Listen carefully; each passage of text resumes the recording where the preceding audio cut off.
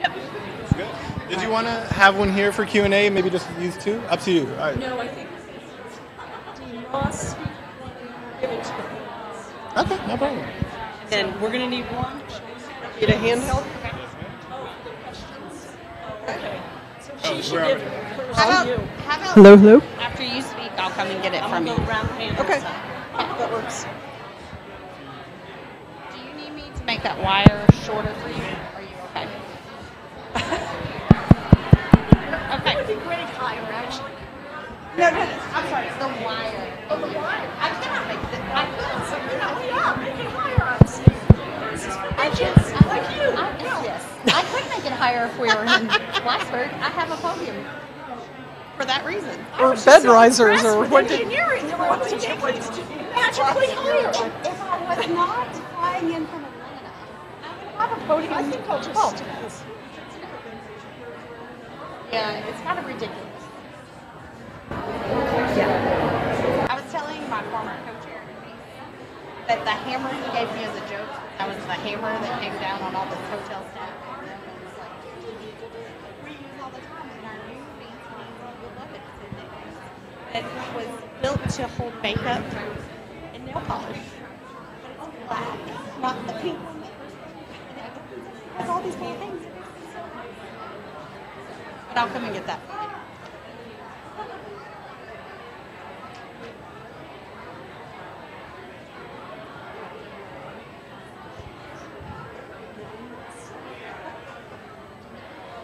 blaming you? I don't know who you're blaming. Do you have any questions on that?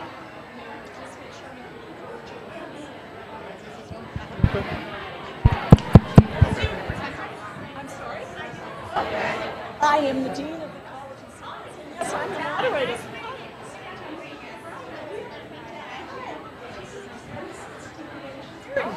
Nice to meet you. I've read about you. I became the first row.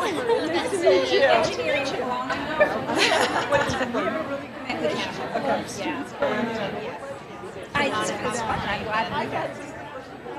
Yeah, I'm the first time I've ever come, and I saw it come in my radar, and I'm like, oh, I should, it's right here. No, I don't understand that.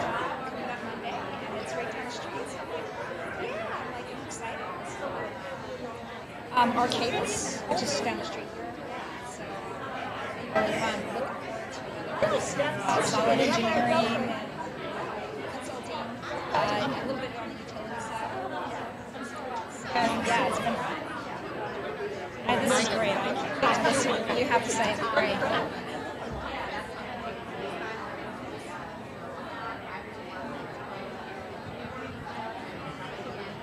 Ross, I'm the dean of engineering. Yeah, I didn't meet you earlier. I'm Kathy Wojcicki. So nice to meet you. Ross, Christina White. Very good to see you. I can't see.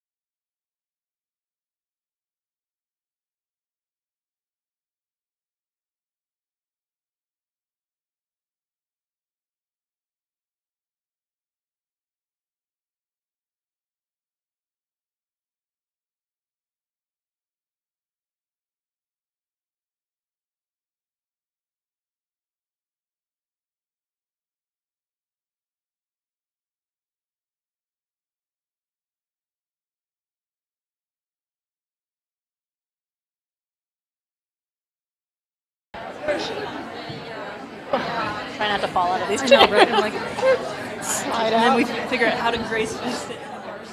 yes, with no bar. Hi, are you guys the other panel? I'm Christina also. Nice to meet you. Easy to remember. Nice to meet you guys. I'm with I do have a Twitter handle.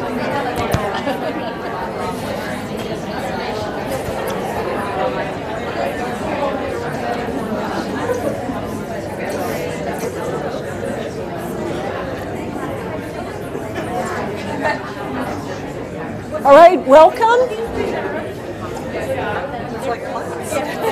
Please sit in the front. Yes, perfect. The brave, the few. Please come in. Come in. Okay, good. You guys look good. Okay. All right, we're going to get started. Please come in. Please come in. Welcome. Welcome, everyone. Good evening. Can I be heard in the back? Yes, excellent. Good evening. I'm Sally Morton, and I am Dean of the college. Come in, please. There are plenty of seats up front. Welcome, come in. Good, great. So welcome again, good evening. Good evening. I'm Sally Morton. I'm Dean of the College of Science at Virginia Tech, and I'm just delighted to see all of you here this evening. Thank you for joining us.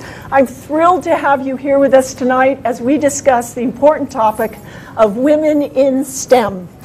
It's my pleasure tonight to introduce my colleague, Julie M. Ross, who is the Paul and Dorothea Torgerson Dean of Engineering. And she's led the College of Engineering for the last year and a half. Prior to joining Virginia Tech, she was Dean of the College of Engineering and Information Technology at the University of Maryland, Baltimore County. The Virginia Tech College of Engineering is the 5th largest producer of engineers in the nation, and U.S. News & World Report ranks our college as the 13th in the country.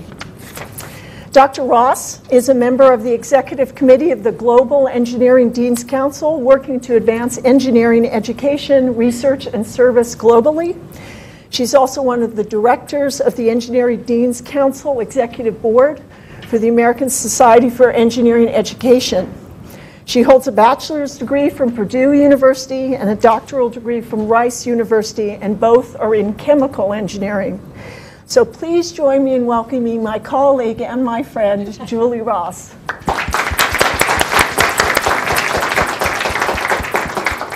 Good evening. Can everybody hear me? Yeah. Yes? I think we have a couple of seats still. A couple. Raise your hand if you have a seat empty that's next to you.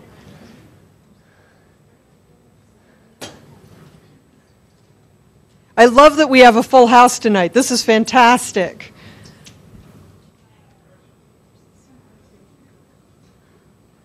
Thank you so much, Dean Morton, for that kind introduction, and I am thrilled to be leading alongside you at Virginia Tech.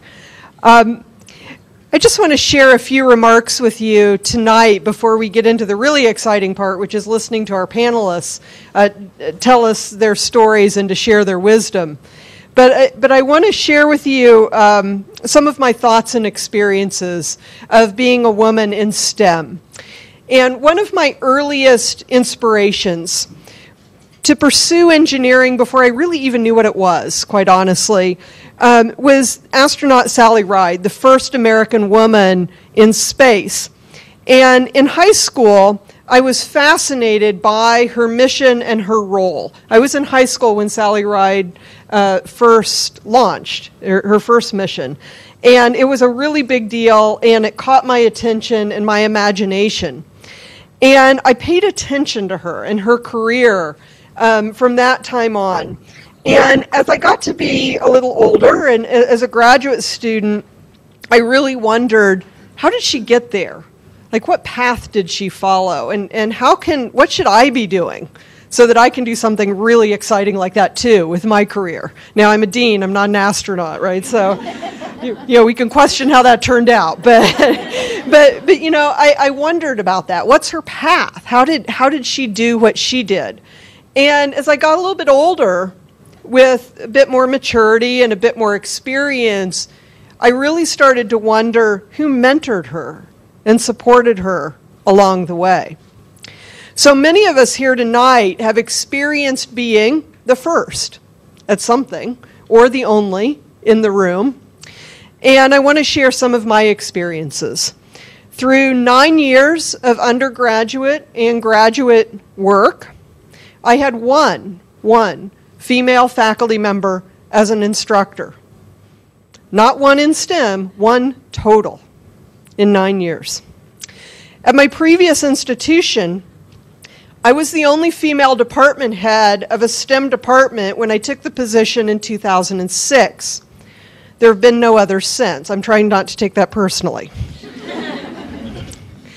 I was the first female dean of a college there, and there have been no others since. And now at Virginia Tech, I am the first female engineering dean. But I am thrilled to say I am not the only woman dean at Virginia Tech. There are several of us, and I want you all to give Virginia Tech a hand for that.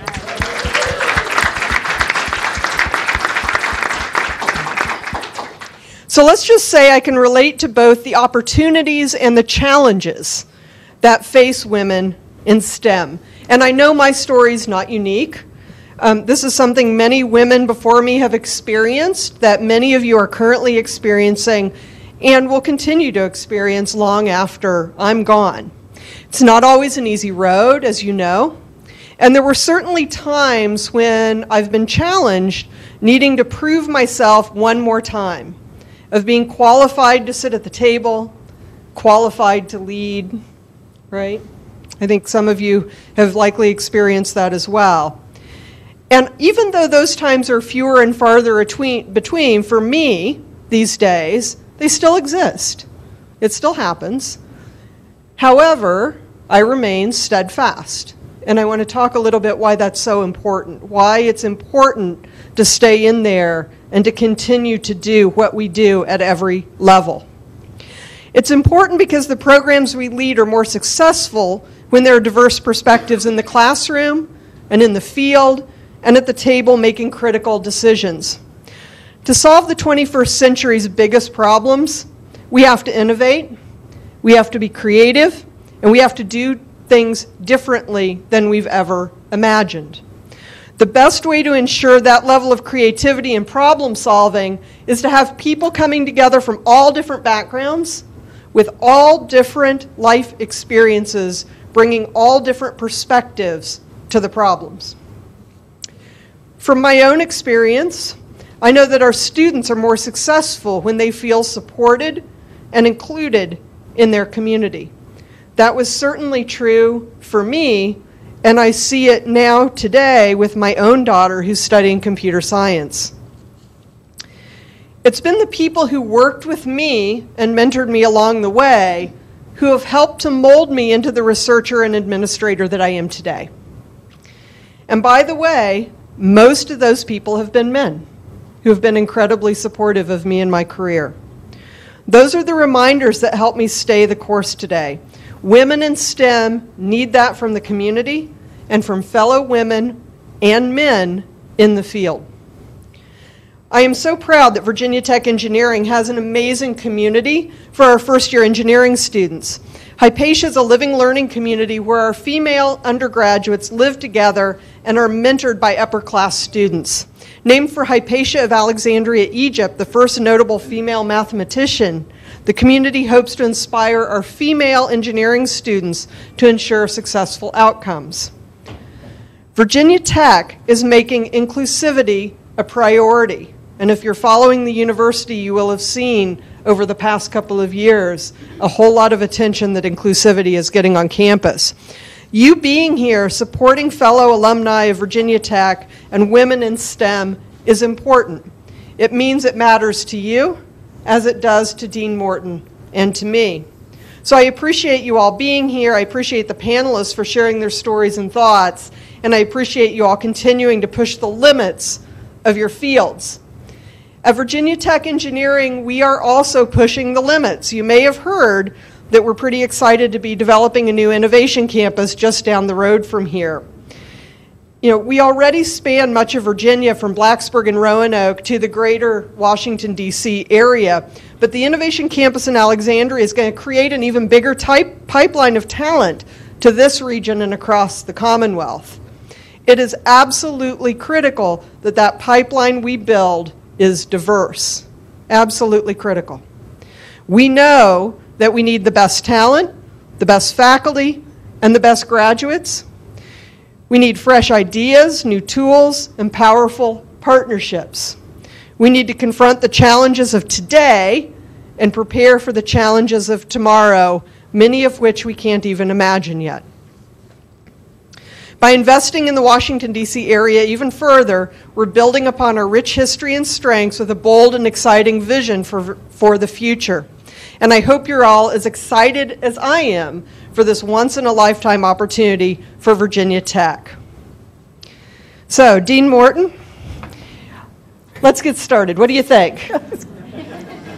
This is the part that everybody's here for, and that I'm so excited to hear the stories of our panelists who have just incredible experiences to share with us, and to hear your questions and to engage in the conversation tonight. So thank you all. It's wonderful to be here. Thank you. Great. You can see why it's such a pleasure to have a colleague like this to work with every day. Thank you, Dean Ross. So it's a pleasure to be here this evening, as I said, for this purpose of this very visible effort to showcase women's success in science, technology, engineering, and mathematics, STEM fields. We often hear about the lack of women in these fields, and that is true, yet the women in the front of this room tonight are making a powerful statement that it doesn't have to be that way. As a female scientist myself, and I'm a proud statistician, I agree with Dean Ross that diversity makes science strong. When we come from different backgrounds, different perspectives, different training, we can work together to tackle the most complex problems that the world faces today. We've conducted 4 of these panels, and each time I've been incredibly impressed with the wisdom and the advice imparted, and I'm sure tonight will be no different. I'm very much looking forward to it. I'd like to cancel, no pressure. I'd like to thank the Colleges of Engineering, Natural Resources and the Environment, the Pamplin College of Business, and the Virginia Tech Alumni Association, and the College of Agriculture and Life Sciences for partnering with us in this endeavor. The purpose of the Virginia Tech Women in STEM is to create a community to support, mentor, and empower women scientists at all levels across the university and in our alumni community. We will address issues pertaining to women in all disciplines, all colleges, institutes, and levels at the university and beyond. And we want to engage you, our alumni, in this event and in others to support women scientists at all levels of their careers. So now, what everybody's been waiting for, the panel. I'm going to briefly introduce each panelist. I'll just say their degree, and their current position, and I know as they speak, they'll tell you a little bit more about themselves. So we'll start with Christina Britt. She comes from the Pamplin College of Business. Her degree is from 2012, Business, Hospitality and Tourism, Business and Marketing. She's currently a manager at Blackstone Technology Group, and she's also the creative practice lead there at the company. Next to her, we have Kathy Wotecki from the College of Agriculture and Life Sciences. Thank you, Kathy, for joining us. She got her degree in Human Nutrition, Food, and Exercise. She is currently a professor in the Department of Food Science and Human Nutrition at Iowa State.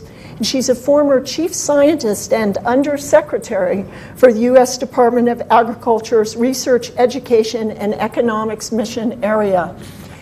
Next to her, another Christina Wick. She's from the College of Engineering, a computer science graduate, and she is Vice President of Engineering at Harry's Incorporated. And finally, we have, Candace Billing. She is from the College of Natural Resources and Environment. She got her degree in geography in 2007 and a PhD in geospatial and environmental analysis in 2011. She's a senior research geographer and director of outreach and engagement at the American Association of Geographers.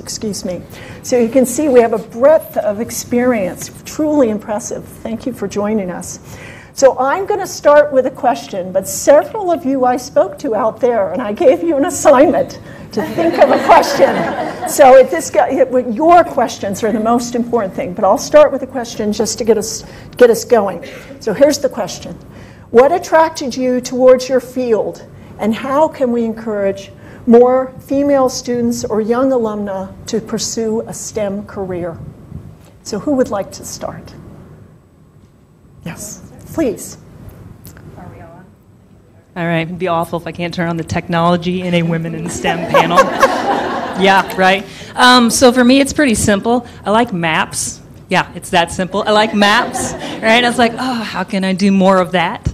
And that led me to geography. I was at an undergraduate program that didn't have geography, so then I was like, oh, I guess I'll go to grad school, and shifted to it and studied GIS and cartography. And I think, it's a simple answer as far as how can we inspire more people, but it's still a challenge, is those of us who are in it being more visible examples to those who are younger. We take on a lot of biases or just learn things from observation that we don't even realize. So, I'll go to a conference or see people doing a job or position. All of a sudden, like, I'll see a woman do it, and I'm like, oh, and I'll find that I'm more excited. And I'm like, wait, why am I more excited? I'm like, because I don't normally see a woman in that field, and I hadn't even really thought of it before. And, if it gets me excited this late, later on in my career and inspires me, that's that same kind of spark that you could have if we can have, young girls, K through 12 schools, seeing a woman in fields that maybe, one, they didn't know about the field, and two, if they did, maybe they only had seen male examples in. So us being more visible, service opportunities like this, just finding opportunities even when you're working with the general public or you're not on the clock, talking about what you do. You never know who you're going to inspire. I mean, it could be a friend's child who you just tell them what you do and they've never heard about it before. So all of those opportunities that are less structured that we don't think about and just being more visible in your role, I think can inspire a lot more young women in STEM fields.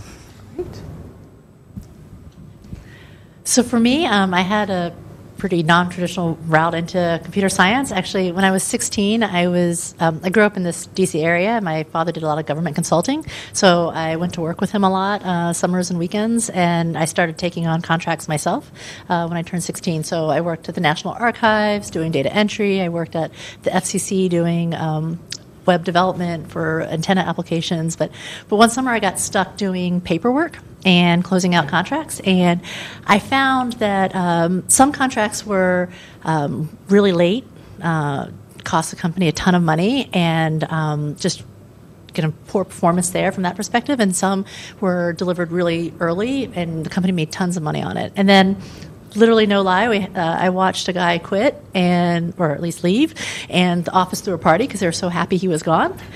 And then I saw another one leave, and one by one I watched his team quit after he left over the summer. And there was a correlation between the manager that could inspire that type of loyalty and the projects that were really successful. And I became really fascinated with this idea of managing and developing teams.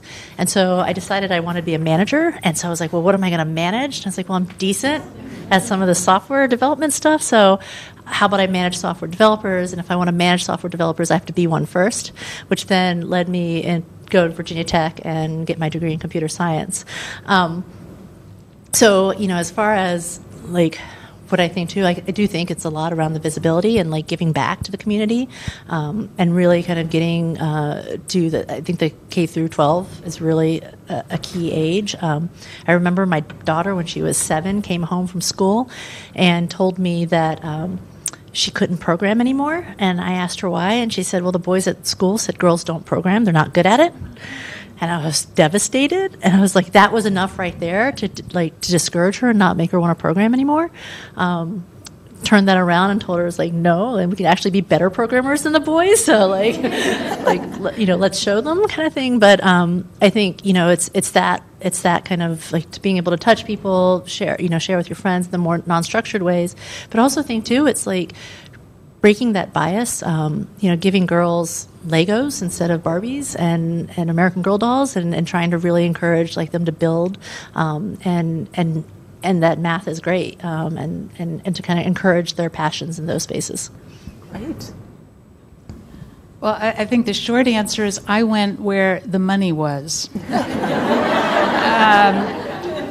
So I've always been interested in life, what makes plants grow, animals leap, just curious about life. So, and as an undergraduate, I studied biology first because I thought that would be interesting.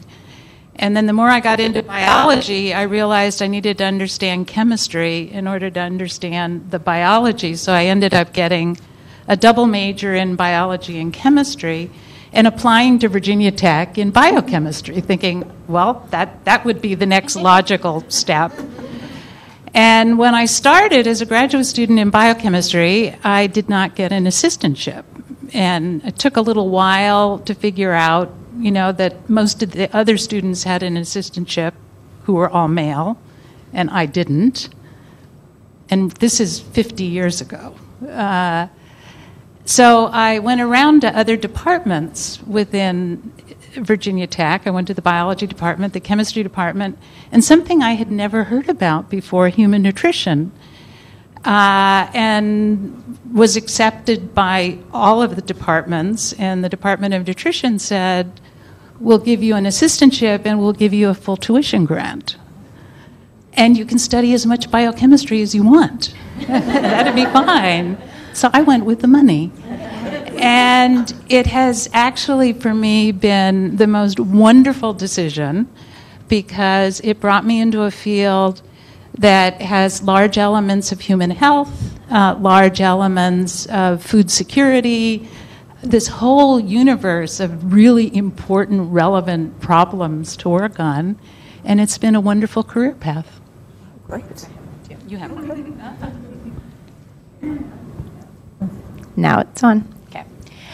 So I have a little bit of a unique background, as you can hear from my marketing and hospitality. How did I end up in IT? Great question, right? I actually am from Roanoke, Virginia. So my parents grew up in very rural jobs, so I never thought about IT as a career field, honestly. Even applying to Virginia Tech and going, loved physics, loved calculus, loved science. Went in and took a hospitality class and said, I love people. I want to serve people. So I did that, worked at Walt Disney in Intercontinental Group, and then someone said, customer service, can you start a service desk for me? Sure, I'm up for a challenge. Knew nothing about IT, had to teach myself Tier 1 through Tier 2 service desk processes with the state of Oregon. Was answering phones, helping them with their VoIP system. Learned a lot that year. I was still in college during the time, moved up here after, and then started working with the federal government. And didn't really know where my career path was going to lead me. So I was helping with project management, business development, and then naturally led into helping IT programs better communicate with their users, think about design, and the end user adoption, building products that the American people want and services that our customers deserve. So that's kind of how I led into IT. I think one of the biggest ways that we can help each other is knowing that we can do it. I do it all the time. I doubt myself. I feel like I'm not capable of the position. We are. And we have to test ourselves. If we don't go for that next step, if we don't push ourselves as friends and coworkers and peers and mentors, pushing each other, we'll never get there. Great. A great start. Now, the questions. Who's got a question in the audience? Any questions? Yes, ma'am. What is a day like? Oh, do we need to get the microphone? Speak up. I'm sorry. Thank you. What is a day like? What is a day like in your job?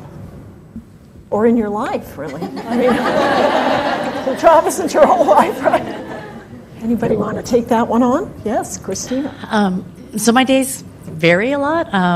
So I share custody with my ex-husband. I have 3 kids. And so some days it's getting up and they switched middle school and high school hours. So my middle school gets up and I have to get them at the bus stop by 6:30 in the morning. I'm thinking, 6 a.m. But so getting the kids fed and off to school, packing their lunches. My job is actually located in New York City. And so my employer so graciously let me work remote 2 days a week. So I usually 2 to 3 days. I'm usually in New York 2 to 3 days a week. And so on the days that I have my kids, it's getting on calls, having a lot of one-on-ones, strategy meetings.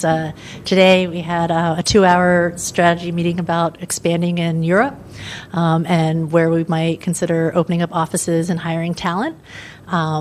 And day-to-day kind of work on getting all of our software components up and running new features. We actually have So Harry's is actually kind of an interesting space where they started out a men's grooming brand, and they're branching out in the consumer packaged goods space. So they're taking on Procter & Gamble head on. And so the idea is they're going to launch 2 new brands every year for the next several years in that space. And they can be anything from like kitchen household supplies to telemedicine products. And so there's a lot of different technology implications from like shipping and logistics and distribution and software to support that, all the way through HIPAA compliance, where in Europe there's GDPR and data sovereignty rules and things like that. So every day, depending on like what that is, it could be a different thing that I'm trying to learn about to figure out how the implications it's going to have on our software systems. Sometimes I'm taking a train to New York and doing that. And recently, actually, I opened up a small office in Reston, and so sometimes now it's going to the Reston office and working out of there. Anyone else want to, Kathy? Well, I'm at a very interesting stage of life because I'm at this point ostensibly working half-time, and which my mother-in-law, my husband is actually sitting in the back, and he's joined the faculty now here at Virginia Tech, but his mother keeps telling me, you're not really retired, which is probably and you're not even working half-time.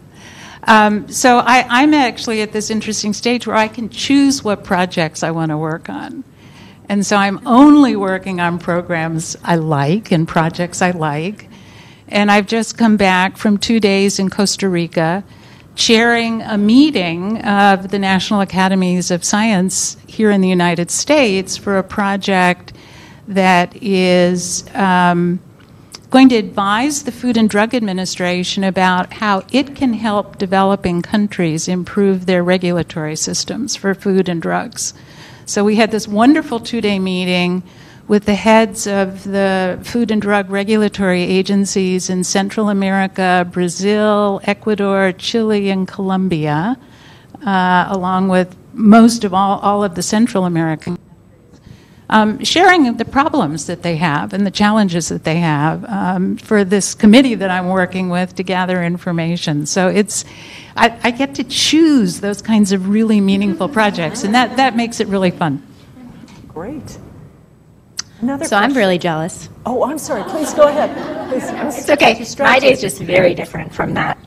One day I want that. One day I will get that. How about that? Someday, exactly. My days start with a 9 o'clock stand-up. How many people here have a daily stand-up with their teams? Ooh. Yep. Syncing with our team, knowing what's happening and knowing the priorities so that we can go forward. And then it's a lot of stakeholder meetings. Tends to be more meetings than I feel necessary. I'm trying to kill meetings. Don't tell my work that. Secretly, just to be productive and get stuff done. But I think for me, it's also kind of what Christina was saying, making sure that we have a balance of work-life is really important for me, too. So making sure that I use tactics when I go home to also disconnect and kind of relax so that we don't stress ourselves out. Thank you. I think we have a question in the back here. So I always love to know what you're reading. What's your latest book? What's the thing you're looking? Latest book. And it can be trashy. It can be informative. Whatever you want. Okay. Anybody want to take that one on? Latest So book. it's terrible. I'll read something and I'm like, what was the title? Like, I could tell you all about it. So I fall victim to Instagram ads. I'm sure we all do. Have you all seen that Getaway Cabin one, right? Oh, I went. And it was lovely, but they had a little stack of books there, and one of them was actually by the founders of the company, and the whole thing was about disconnecting. And I just sat there and I read the whole thing in like just part of a day, which I can't tell you the last time I've done that. But it was interesting because it incorporated a lot of research about how technology is, impacting our short-term memory and our connections with people and winding down at the beginning of the day or at the end of the day. So that was really helpful for me. And this is Women in STEM. We're all about technology, and it's fantastic, but it has seeped into a lot of areas of our lives. So when we talk about work-life balance, I think there's also the technology balance of being in the field and using the technology, promoting it, and then also knowing when to disconnect, in your personal life from the technology and the other kind of living. So living with technology and also balancing a little bit of living without technology. So I can't remember the title, but it's the Getaway Guys, and they wrote a book, and it's something about disconnecting. So. else want to answer? Yes, please, Kat. So the last few years, I've in around the Thanksgiving Christmas time, the New York Times and the Washington Post put out their list of the top books of the past year. So I put together a reading list of 10 or 12 books from that list. So far, I've been working on the Frederick Douglass biography. I got to chapter 5, and I had to put it down for a little while, but it's really good.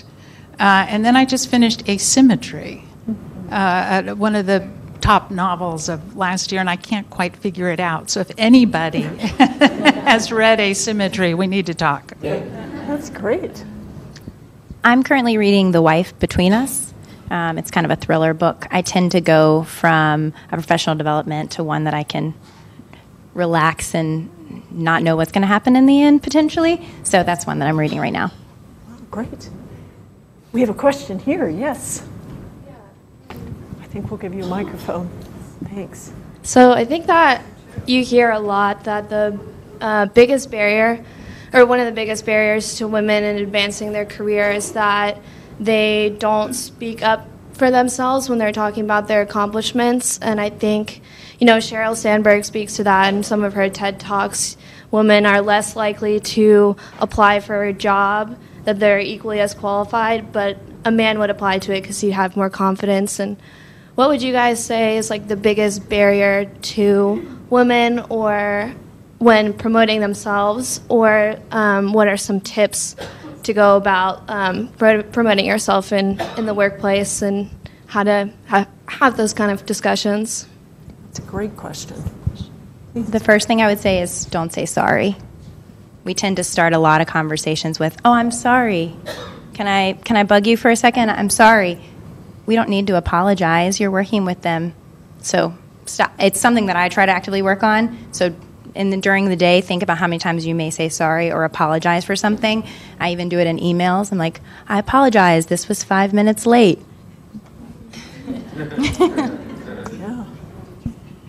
Yeah, that's a really, really hard thing for us. I know in my case, and with many of my friends, we've talked about how this sense of not belonging, or I guess there's a word for it, imposter syndrome. But to really try to conquer that, yes, you do belong, and you have a voice, and you can use it, and you should use it. So I think for myself, in talking with my friends over the years as I was progressing through my career, of being able to talk with them and to share that sense, and to realize that it wasn't just me, that everybody was kind of feeling that way, helped me to conquer that, and to have the confidence to walk into the room. Yes, I do belong, and yes, I do have something to contribute. So that networking, I think, helps. I'd like to give you something concrete to do. Write down what you accomplished and what you're working on, right? And so you find end of year is usually sort of yearly time frame. You do self-reviews, right? And then you've forgotten a million things. You've got a recency bias, you remember some of the most recent things, but you've forgotten all the stuff that you've done. And if you're going to write it down on a regular basis, you should send it to your manager, right? So make sure that person is aware of what you're doing. And a good manager is one that will advocate for you and will take the things that you talk about that you're doing in your accomplishments and share it and socialize you. And so making sure that you're actually getting that support from your manager. Good question. Yes, ma'am. Please. Sorry, we're going to give you a mic just so everybody can hear. Thank you. I'm a little hoarse, so I'm sorry about my voice. But I'm not from VTs, so I just want to let you know. Welcome. But I am in STEM. I'm head of clinical at a biotech company, so I'm more in the bioengineering field. I do a lot of representation over my career and speaking in Women in Bio and conferences of that sort. In fact, I'm coming up in a meeting in Boston doing the same thing for biotechnology and for women in biotechnology. So my I'm really curious in actually talking about women in science and women in STEM and in this area. I just want to get your thoughts on what your definition is when you hear women in science, women in STEM. What is the first thing that comes to your mind?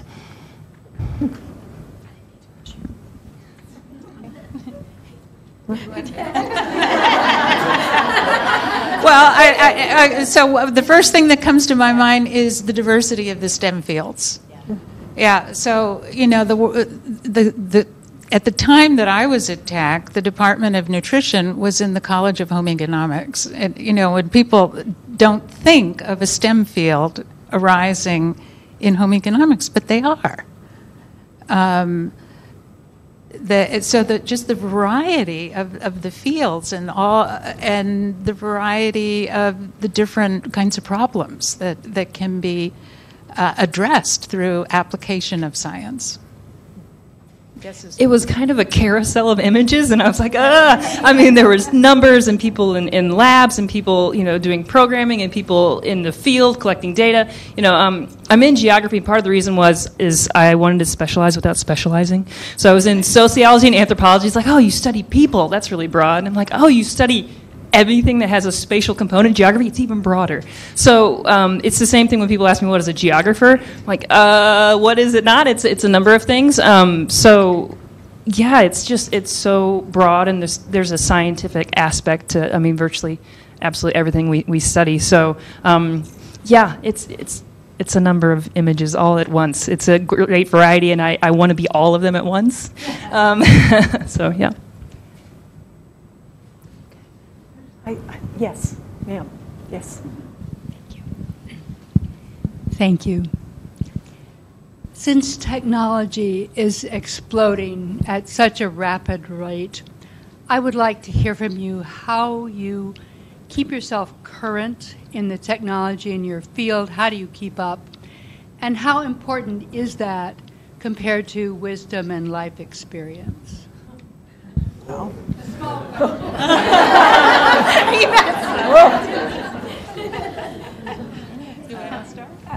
Sure. Some ways that I stay up to date is I'm on my phone a lot, so I get a lot of newsletters. I read a lot. I listen to a lot of podcasts. I listen to things when I'm getting ready in the morning, when I'm running. Also, staying connected to peers, learning what their experiences are. So networking, lunches, coffee, just because I can't do everything. So they may be experiencing something differently or solving a problem that I'm trying to solve. They may have solved it before. And I think both are important. I think you need to be open to learning, but I think you also need to be, you know, you're going to have to experience things. And when you go into something the first time, you're not the expert. And it's kind of what you were saying with the imposter syndrome. You might believe, oh, I don't belong here, but you most certainly do, or they wouldn't have brought you to the table. Go ahead. No. So I find it difficult with all the information saturation, right? And in the computer science field, like, there's just so many different things happening every day. And so I actually take a different approach. I surround myself with really smart people. And I'm lucky because the foundation, and I don't necessarily believe that every software developer has to come from a computer science background, but the fundamentals, like understanding, and one of the things that Virginia Tech actually did for me was really give me a good grounding in the fundamentals. And so I have the building blocks and an understanding of the building blocks, and so when problems do arise that I need to come up to speed on, I can. And so it's really about what's the problem that we're solving today. You know, who are the smart people in the room that, have expertise, but understanding too, what their weaknesses are and how their perspective might be tainted, and being able to collect a whole bunch of data points and leverage kind of my background and education to be able to pick the right solution. And it's through that, it's about learning. I find myself learning different things every day from that result. Great. No questions? Yes, ma'am.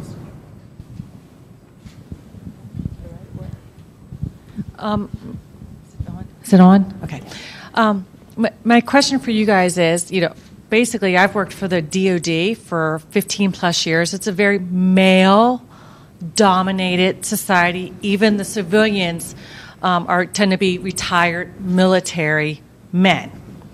And so my biggest thing is when you are passionate about something, they start using other terms to describe you. How do you work around that or work that without, it's a daily issue that us women in our office have to deal with. And it's, I just found out this week that another coworker of mine who's a lady was told she was the second biggest pain in the office. She goes, who's the first? So, my question is, when you are passionate about something and you are well educated and informed, but you're dealing with the men and then they start using the other terms to describe you, how do you guys handle that in a manner that you just don't shut down or you rise up to it? How do you handle that? Well, I'm in geography, and it's admittedly an old white guy discipline. We're working on it, but it's still very much that. And you're right, the terms are different. We're emotional, right? And how many of you got that one, right? You need to temper emotions, other people, yeah.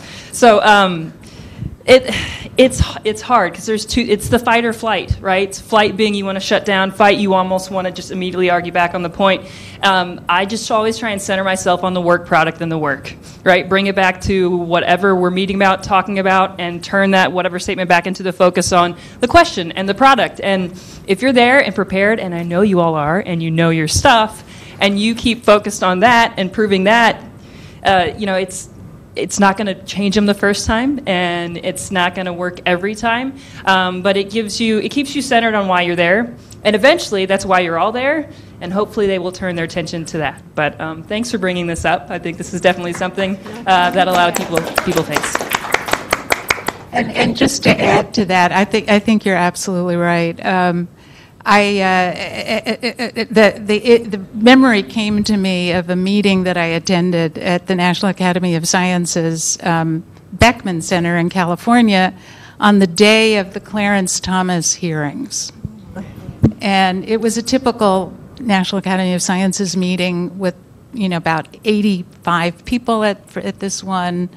And there were about 10 women in the group, but these were all 10 really top-notch women scientists.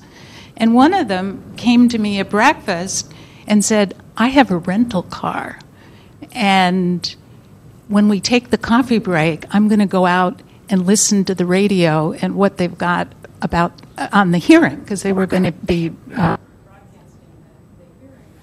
So this word went around to the women who were at the meeting, and we all went out to the parking lot at the break, and we had a very interesting conversation, because as Anita Hill was giving her testimony, we all started talking about the experiences that we had had.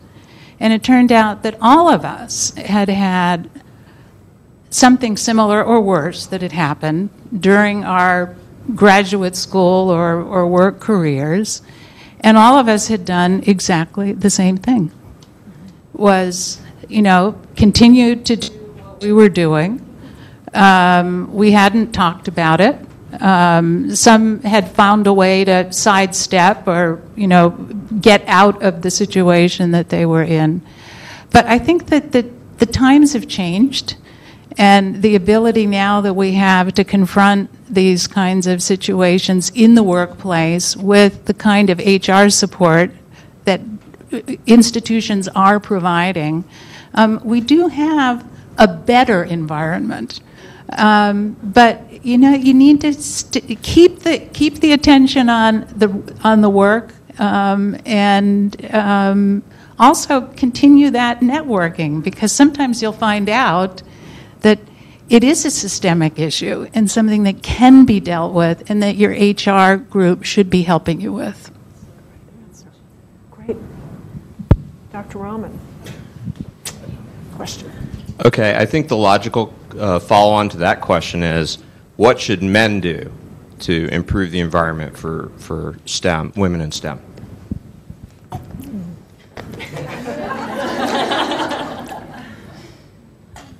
I would say be more aware, right?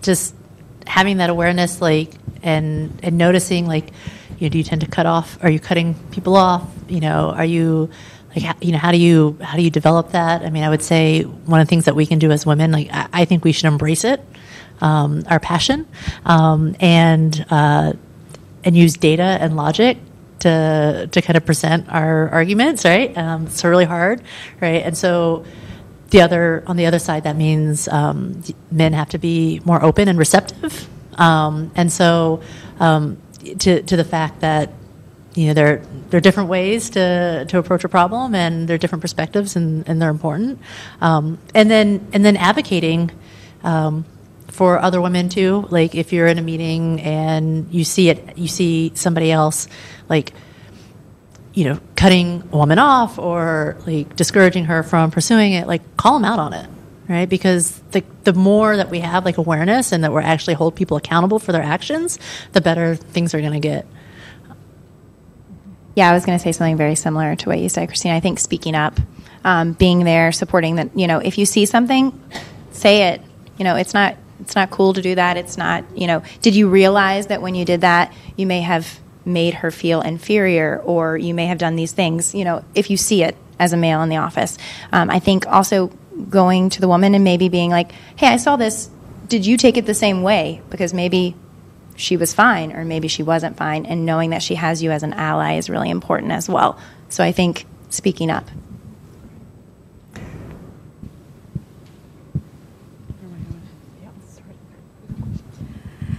Thank you. My name is Maria Rodriguez. I have undergrad and grad in electrical engineering. And for most of us as women, sometimes we don't see representative women at the leadership level. Mm-hmm. So what would be your advice to women that do not see somebody who have broken the ceiling, and how would you encourage them to start pursuing those leadership positions? Things aren't going to change until we have more women at the leadership table, right? Like, it's not like we have to do what we have to do to get there if we're going to flip things around. And so, like, we can't give up. I mean, there's staggering stats about women giving up in STEM fields, like, really early in their careers. Like, it's hard.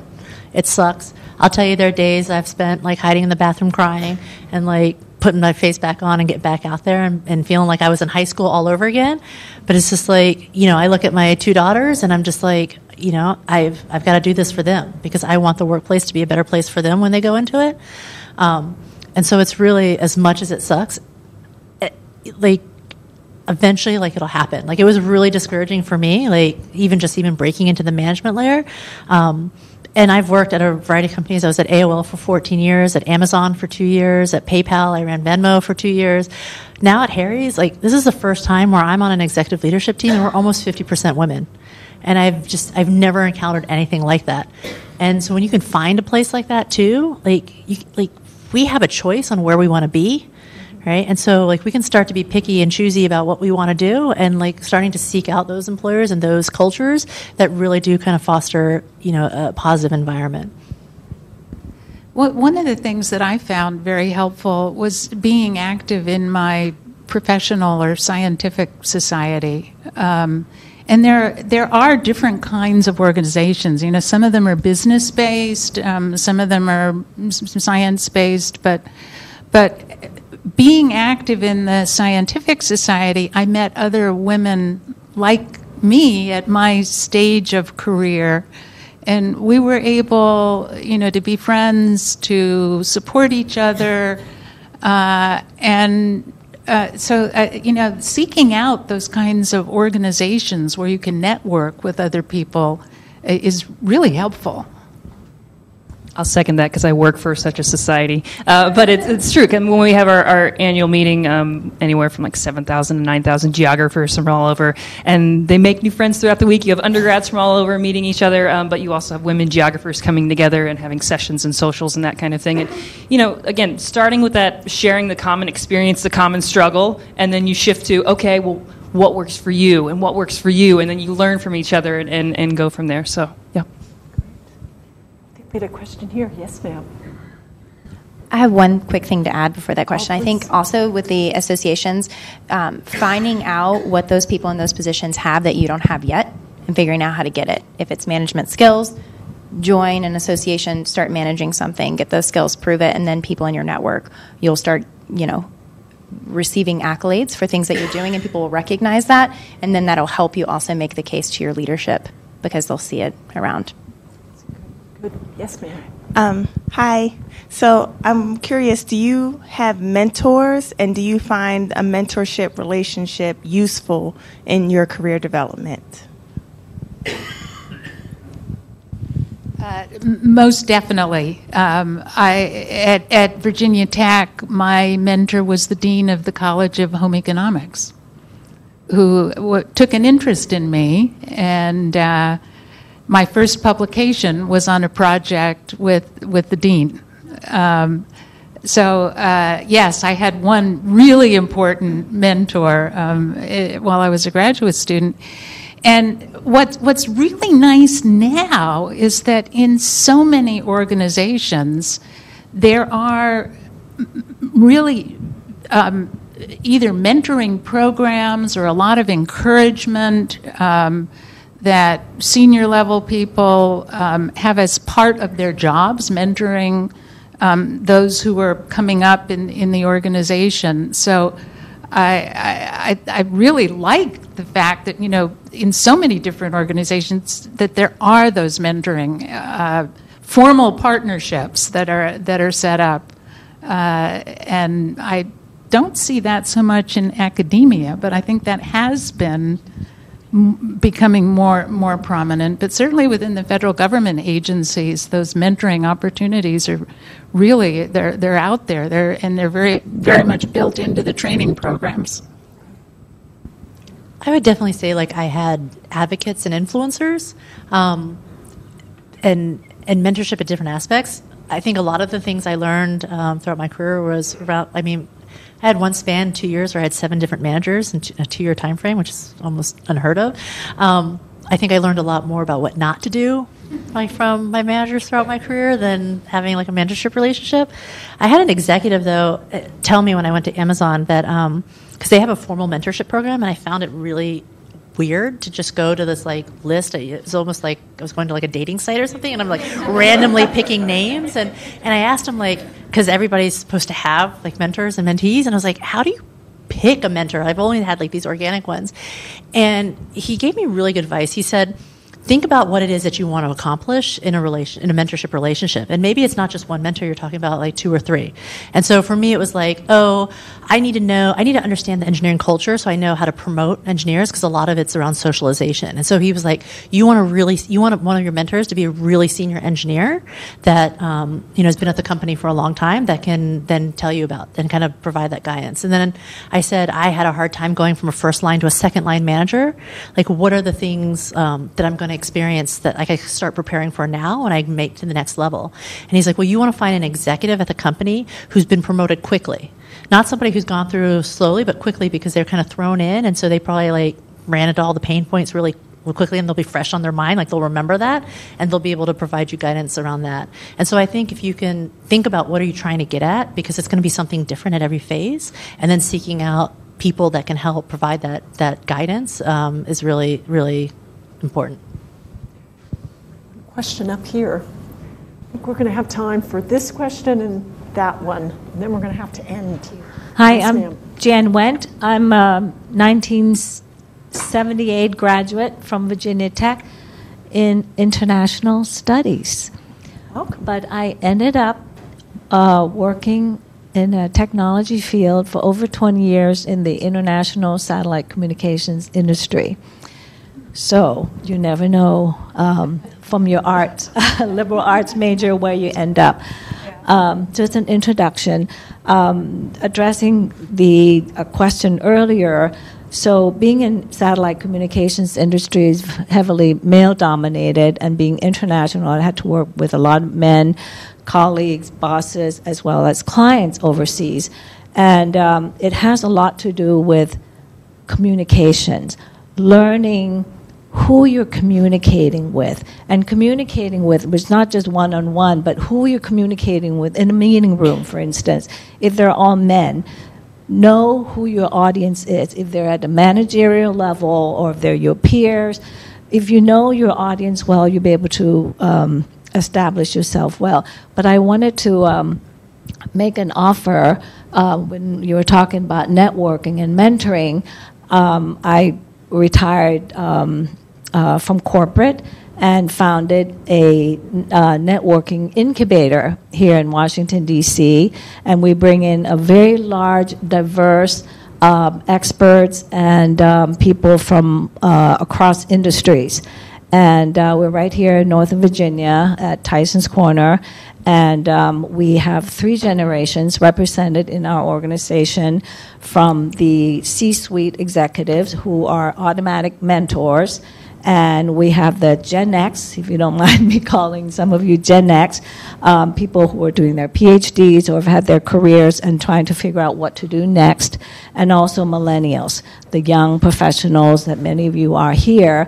And it's an incredible dynamics because the millennials are getting automatic mentoring capacity from people who are experienced, and the older generation are learning how are the younger generation doing things now. So, and we work on a number of projects from across industries. So I just wanted to offer that as a resource for Virginia Tech alumni. And I've worked with the Virginia Tech MBA program, who also join our group, but I would love to be able to bring in STEM because we have engineers, we got people from across industries. And I think it's good you were mentioning about I find that a lot of people tend to be drawn to joining organizations with people with the same background, and associations of engineers, associations of nurses, medical doctors. I have found these organizations I design in such a way that it offers a broad range of people from all industries, because we can learn from each other outside of the industry, bringing my experience from being a satellite, surrounded by just satellite and telecom people all my life, and my career life. And in many respects, we think alike. And because we're from the same industry, so this organization is designed so that we bring in STEM, we bring in lawyers, engineers, nurses, artists, and we learn so much from each other, and we're able to build projects and businesses together. Great. What a great resource. I think we're going to take, and you can catch her afterwards, Jan Wendt. Thank you. One more question, our last question, please. Thank you very much. Thank you for sharing your stories, and thank you for this opportunity, Dean. I'd like to try to end on a high note. Yes. So I'd like to hear what inspires you. How do you stay motivated and excited and passionate about the work that you do every day? Great question. Well, please. I mentioned I like maps.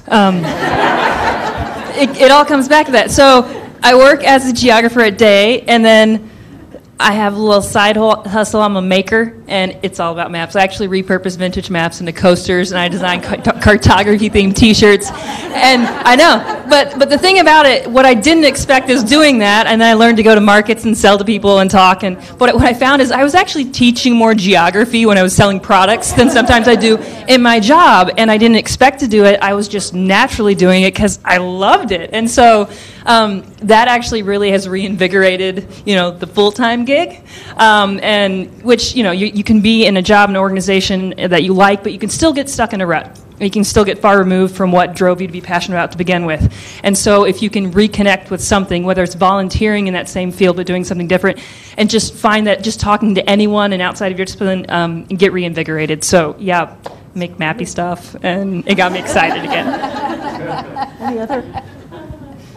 Anyone else on that one, please? For me, it's building things that delight customers or delight users. And so customers can be anything from an end user of a website to another team at the company. And so really being able to do something that improves or enhances their life or fixes a problem that they didn't even realize was a problem for them. I think those are the types, getting that feeling after being able to deliver that and getting that satisfaction of being able to help somebody is what inspires me. And for me, as I said at the beginning, I'm only picking projects that have meaning at this point. So improving public health through food systems. I'm working with the World Wildlife Fund on big data modeling project on protein demand and developing sustainable agricultural systems globally. So, I'm picking projects that have got real meaning, and that makes it really exciting. For me, I think it's my team. I work for a company called Blackstone Technology Group, and the team that I work with is like crazy smart. Like every day I learn something new, and just to have a team that's constantly inspiring me to push myself in those boundaries and push each other and be okay to fail, and there's no finger pointing, really inspires me to go in every day. Okay. Well, thank you. Thank you for ending on that high note. I hope you're all inspired. Now, you need to know you got me in trouble because we went over time because of all your great questions and the wonderful answers. So let's end by thanking our panel and Dean Ross.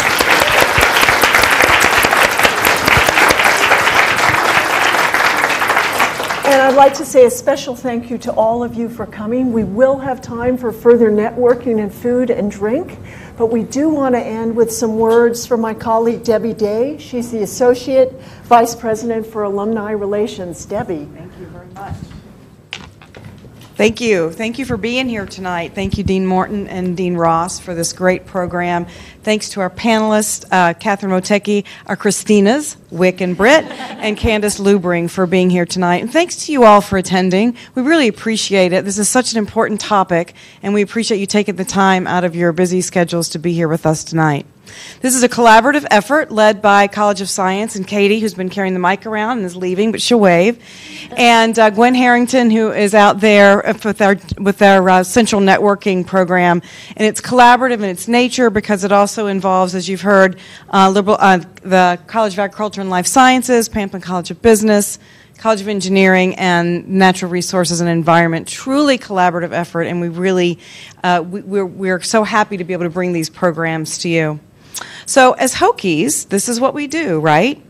We ask what's next. We push limits to make our community stronger and better. And tonight I'm asking you to help our university be stronger. We need you. As alumni, it's important to tell our story. Thank you all so much for telling your story tonight and for you all asking all those wonderful questions. And share what makes Virginia Tech a special place and how your own experiences have prepared you to solve problems and to make a difference. Connect with your local alumni chapter. Mentor other Hokies. No doubt countless Hokies have helped you. Do the same for a new generation. We want you to come back to campus, give a guest lecture, attend the tailgate, attend our summer reunion that's happening this summer on June 6th through 9th. It's a great way to reconnect with campus, your department, and much more. So support Virginia Tech by making a financial gift. Alumni and corporate generosity fuels research, teaching, and innovation. And when you give, it helps all Hokies. Likewise, please stay in touch. Make sure you can hear from us, update your information by going to our alumni website. And thank you again for being here. I'd like to thank our colleagues at the Research Center tonight for hosting us, and we look forward to further conversation out in the lobby and more food and refreshment. So thank you, and go Hokies.